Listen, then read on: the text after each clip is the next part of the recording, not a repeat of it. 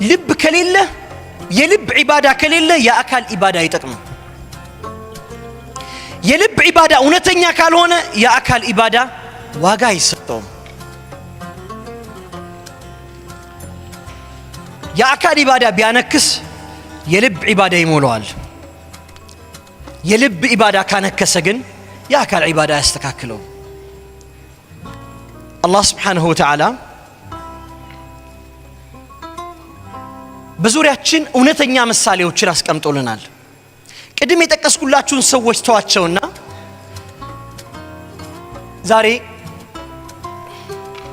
ሙሉ ከተማቸው ከፈረሰ በኋላ በሰሜንም በደቡብ መውጫ አጥተው በዓለም አንደኛውም ሁለተኛውም ጦርነት ከወረዱ ቦምቦች በላይ ወርደውባቸው ከ80 በመቶ በላይ የከተማው መኖሪያ ህንጻዎች ፈርሰው እናት ከእንቅልፏ ስትነቃ የልጇን ቁራጭ እጅ በቀኟ ማግኘት ልማድ ሆኖባት የቦምብ የአውሮፕላን ድምጾችን መስማት ለነርሱ የቀንና የሌሊት መገለጫቸው ሆኖ ወራትን ያሳለፉ እነዛ የገዛ እንቁዎች ዛሬ ረመዳንን ለመቀበል 1 ሺዓር ብቻ ነበር ያስፈልጋቸው። ያ ሺዓር ቅድም ሻአነስ የቀረው የቁርአን አንቀጽ ነበር።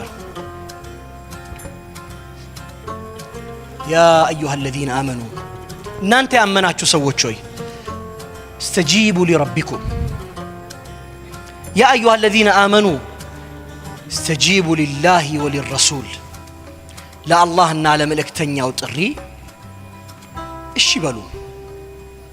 ለምን? እነሱ የሚጠሯችሁ ጥሪ ሊማ يحييكم ነውና ሕይወትን ፋና መልሶ የሚሰጥ ነውና ያው ቀልቦች የአላህ ስብሓንሁ ወተዓላን ጥሪ ለመቀበል ወደ ኋላ የሚሉ አይደሉም።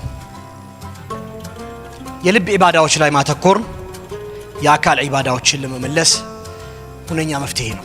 በዚህ ረመዳን